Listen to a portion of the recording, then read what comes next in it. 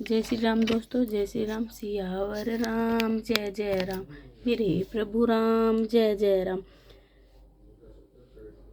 तो जैसे मैंने आपको लास्ट अपनी वीडियो में बताया था कि सती जी ने बोला, शंकर भगवान ने बताया कि आपके पिता ने एक यज्ञ रखा है, पर यज्ञ में सभी लड़कियों को बुलाया, आपको और हमें निमंत्रण नहीं आया है। और शंकर जी के ये बताने पर भी कि निमंत्रण नहीं आया है, तो सती जी कहती हैं कि अगर आप आज्ञा मुझे दो तो मैं अपने पिता के घर जाऊं। शंकर जी बोले, सती आपकी बात सही है, मैं आपको मना नहीं करूंगा, क्योंकि 4 जगह बिना निमंत्रण के जा सकते हैं, ऐसा भारतीय नीति शास्त्र कहते हैं। मित्र के घर प्रसंग हो तो बिना आमंत्रण के जा सकते हैं, माता पिता के यहाँ संतान निमंत्रण बिना जा सकती है, गुरु के पास शिष्य बिना निमंत्रण के जा सकता है, और ईश्वर का कोई भी सत्कार्य हो उसमें भी आदमी जा सकता है। तो 4 जगह हैं जिसमें आप बिना निमंत्रण के जा सकते हैं। शंकर जी ने कहा, फिर भी देवी, हम जहाँ जाएं वहाँ हमारा विरोध कोई करने वाला हो, सामने वाले व्यक्ति को पसंद ना हो तो वहाँ जाने में कोई फायदा नहीं है। आपका आगमन उन्हें पसंद होता तो वे हम दोनों को बुलाते। सबको बुलाया पर हमें नहीं बुलाया, उनका प्रसंग उन्हें मुबारक हो, हमें जाने का विचार नहीं करना चाहिए। सती को भगवान शिव जी मना करते हैं। शंकर ने बहुत कहा पर वे नहीं मानी। उन्होंने 2 गण उनके साथ भेजे और कहा, खैर आप मानती नहीं हो तो जाओ, क्या करूं, 2 गण के साथ भेज रहा हूं। गणों को कहा, सती को ले जाओ, यज्ञ पूरा हो जाए तब ले आना। 2 गणों के साथ सती पिता के यहाँ यज्ञ में हाजिर देने गई।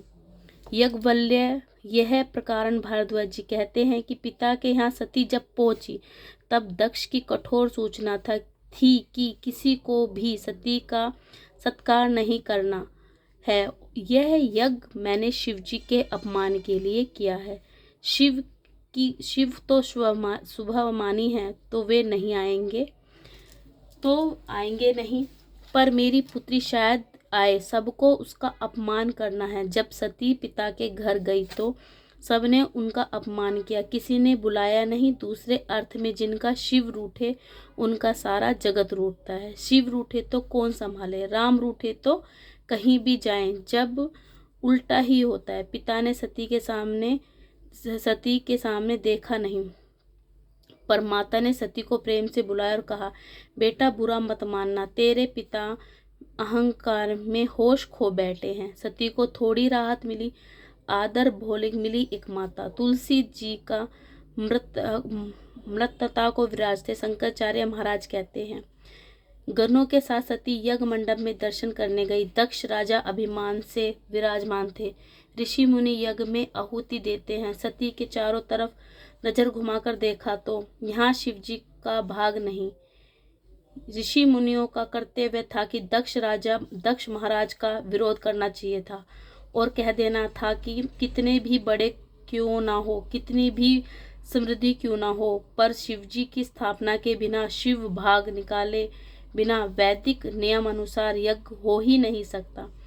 पर ऋषियों ने विरोध नहीं किया। शंकर भगवान का इतना बड़ा अपमान देखकर सती को क्रोध चढ़ा। शिव जी ने सती का त्याग किया, जिससे वे दुखी। उन्हें लगा कि इससे भी कोई गुना अधिक दुख शिव का अपमान देखकर वे सभा में क्रोध पूर्वक बोली, सुनो सभा सद सकल मुनिंदा, कही सुनी जिन्हा संकट निंदा, सो फलु तुरंत तभा सब काहूँ, भली भांति पछताए पिता हूँ। हे ऋषि मुनियों, हे सभा सदो, सुनो, जिन लोगों ने यहाँ शिव जी की निंदा की है उसका फल उन्हें तुरंत मिलेगा और मेरे पिता भी पश्चाताप को प्राप्त होंगे। शास्त्र अनुसार निंदा सुनने वाला भी दोष में होता है। शास्त्र का नियम ऐसा है, जहाँ संतों की शिव की और विष्णु की निंदा होती हो, वहाँ जैसे भी हो जल्द ही विरोध करना चाहिए, कान बंद करके यहाँ से निकल जाना चाहिए। मेरे मंद बुद्धि वाले पिता जगत के सच्चिदानंद जैसे शिव जी की निंदा करते हैं, उनका इतना बड़ा अपमान किया कि दक्ष पुत्री में अपनी देह नहीं रखना चाहती। चंद्र मैलेश्वर श्री शंकर भगवान को हृदय में धारण करके इस शरीर का त्याग करती हूँ। ऐसा कहकर सती ने अपने दाएं पांव के अंगूठे में योग अग्नि प्रकट करके अपनी देह को भस्मीभूत कर दिया। यज्ञ मंडप में अहंकार मच गया। शिवगण अपनी माता को जल गया देखकर क्रोधित हो गए और यज्ञ को तोड़ने लगे। इस प्रकार बगैर शिव के यज्ञ किए हुए दक्ष की दुर्दशा हो गई। ऋषि मुनि यज्ञ का नाश देखकर भाग गए। भगवान शिव जी को समाचार मिलते ही क्रोध आ गया और अपने गण वीरभद्र को यज्ञ भूमि पर भेज दिया। उन्होंने वहां जाकर यज्ञ नाश किया, सभी देवताओं को यथा योग्य फल दिया। शिव जी का क्रोध करने वाले की जैसी दशा होती है वैसी जग में प्रसिद्ध है। इस प्रकार शिव जी की निंदा करने से दक्ष की दुर्गति हुई। एक सत्कर्म असफल गया।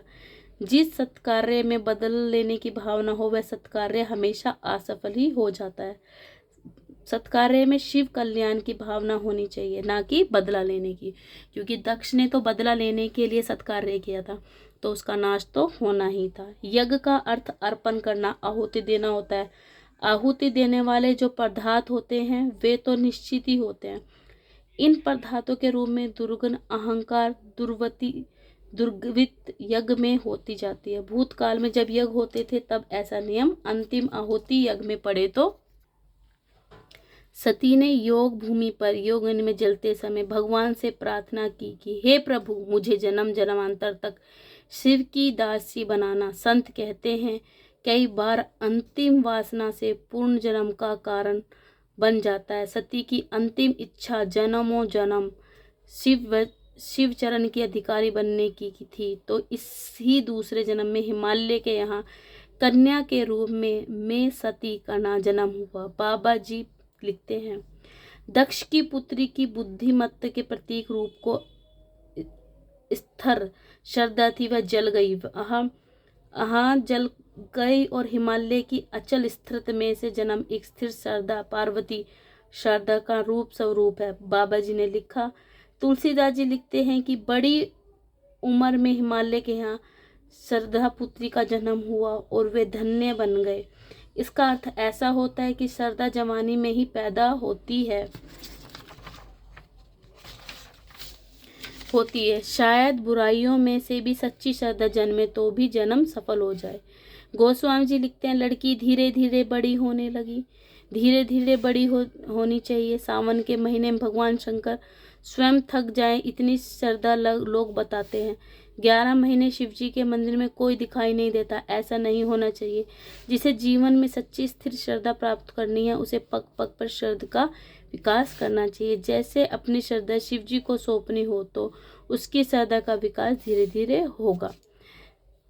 तो मैंने आपको जिस प्रकार बताया सती किस लिए यज्ञ में कूदी और क्या हुआ, इसकी कहानी, आगे की कहानी हम अगली वीडियो में सुनेंगे। जय श्री राम।